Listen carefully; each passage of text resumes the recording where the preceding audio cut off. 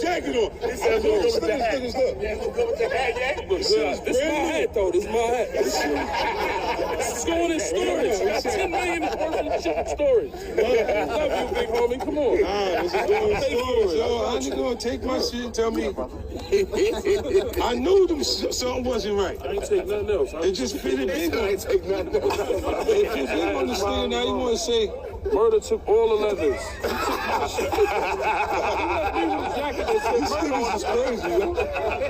So let me ask you a question, right? Let me ask you a question, right? When you found this jacket that you know you didn't pick out, that you know you didn't buy, that nobody brought to you saying it was yours, did you identify that you was taking my jacket? I did identify it. What up with it, y'all? It's Coffee tapping back in, man, and it's good to see Yayo back on good terms with 50 Cent and the unit, man. Like, obviously 50 Cent evolved as a businessman, entrepreneur, just all that beyond hip-hop.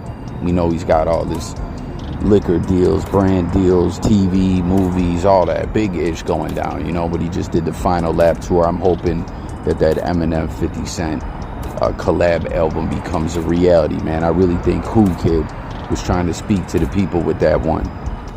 But I don't know, I just hate the fact that, like, him and Banks, like, ended up essentially beefing. I'm not saying Ish got ugly, but Fifth trolled him on the gram, like, dismissed him from G-Unit, didn't go to his pop's funeral or whatever. I don't know, man. And then, you guys remember there was a time period back when, because everyone's always like, yo, Yayo is Fifth's right-hand man, where Yayo, like, Fifth will always be right by, or Yayo will always be right by Fifth's side. But y'all remember that one point in time, right when, like, G-Unit 50, like, the deal, G-Unit Records was off, Interscope, Shady and all that, and they went independent. I guess him and Jimmy Iovine fell out.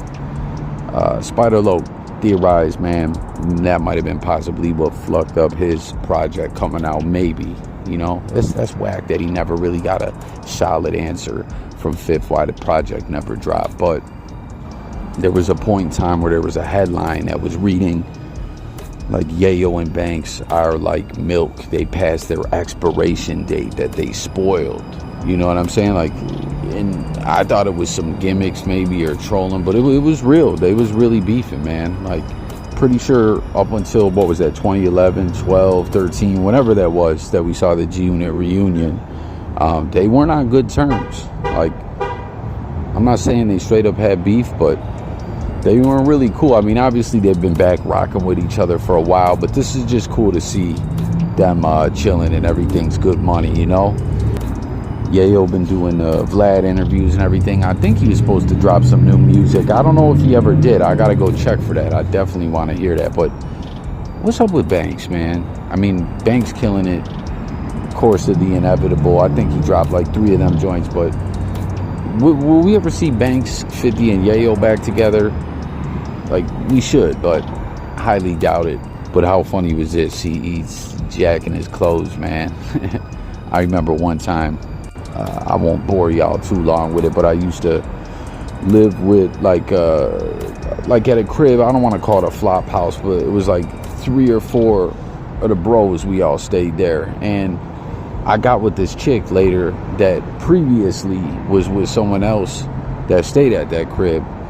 I know someone's probably like, Coffee, come on, man, you getting with the same girl that your bros was with? And like, nah, we weren't really cool like that, you know what I'm saying? Me and dude, we just was like acquaintances. But the motherfucker used to steal a lot of my clothes, man. Like, when I ended up being over at old girl's house, you know what I'm saying, like, not intend on staying over there and end up staying over there and end up, like, you know, showering in the morning, trying to pull something out to rock and be like, damn, this is my clothes, like, you know what I'm saying? And it was some fresh-ish. It was way back when I cared, like, about getting dumb fresh. You know, I still like to look nice, but I don't get dumb fresh, you feel me? But, like, I was like, damn, like, shorty was like, man, all these are yours? Like, yeah, motherfucker impression, old girl rocking my ish, but I ain't mad. You know what I mean? I ain't mad at him. I was mad that he didn't give it back, but I got it back after, you know, I spent those nights at shorty's crib. Then we got, Meek and Diddy. This is looking wild, suspect, man. And yo, I don't mean to sound foul, disrespectful, or discriminatory, whatever the word is, man. But with all this ish going on with Diddy, man, to see Diddy and Meek rocking matching outfits, looking wild, suspect. And I know y'all seen that viral video that's been going around where they're partying and singing, and I don't know, the vibes is looking super weird. But I didn't want to sound discriminatory, but like the fact that there is this small little person, I don't know the politically correct term at this point in time, like it makes it even look more sus, you know? I don't know why that is, but it is. So no disrespect to any little people out there, you know what I mean? But I don't know, it gives it even more of a sus vibe. And how about this, man? I was just getting happy for Lush One, seeing him back on No Jumper, man. You know, like he done a lot of wild, corny-ish, crying over posts, comment on everyone's videos that are about him, crying about it, you know, like back when Milk was reacting to him. Then they ended up doing an interview together. I was shocked. But like Lush One he was another one. There could be a video with 20 views. He'll be in the comments crying, pleading his case. But I was like, you know, and then the way he went out at No Jumper was wild, corny. Nah, fool. Yeah, fool. Nah, fool. Lush, you lied to me. Like, Lush, you lied. You know what I'm saying? Take it like a man. Don't be a lion sack-ish. But, you know, I seen him back there, so I'm like, okay, cool, good for Lush. But then I see now he's saying some halfway racist-ish to my bro, Big Nick Dogg, man. Security to the stars. Peepers. So he says, Big Nick Dogg, why you look 47 years old? Crystal, bad DNA, slot machine addiction, or a combination thereof? What the fuck are you talking about, Lush? You was on the crystal, B. What's wrong with you? You literally was just talking about it on one of these No Jumper reunion episodes. And then Big Nick Dogg says, man, where you at? He says, not in Oklahoma. It wouldn't matter if he was. He ain't gonna run that with my guy Big Nick Dogg. And this is what had him hot. Big Nick Dogg just doing what he does, trolling a little bit in the comments. He called him a No Jumper reject ass dude. And peep it. Then he says, rural poser from the flyover states. You wouldn't last a day in my shoes. But he says, yeah, a rural poser from the flyover states. You wouldn't last a day in my shoes. Go lose some mijo. Go lose some money on a slot machine, Abe. Go bang your cousin. So then Big Nick Dogg says, oh, make love to your cousin. Then he says, he says, Big Nick Dogg responds and says, racial slur to Native Americans. See, Ben knew you were racist. Shaking my head, drop the location. Then he says, don't backpedal now. You told me to go screw my cousin. You knew what you was saying, boy. It's on. Get in the ring and handle it, Danny. Lush trying to run all these fades with people off No Jumper. Watch. I bet you almighty suspect will wash him. You know what I'm saying? Man, Lush, you just a goofball, man. But then Lush says, that's really more a Oklahoma joke than a native one. But if the shoe fits, cop you a pair. And then Big Nick Dogg says, so basically admitted to racial Native American slur. Got it.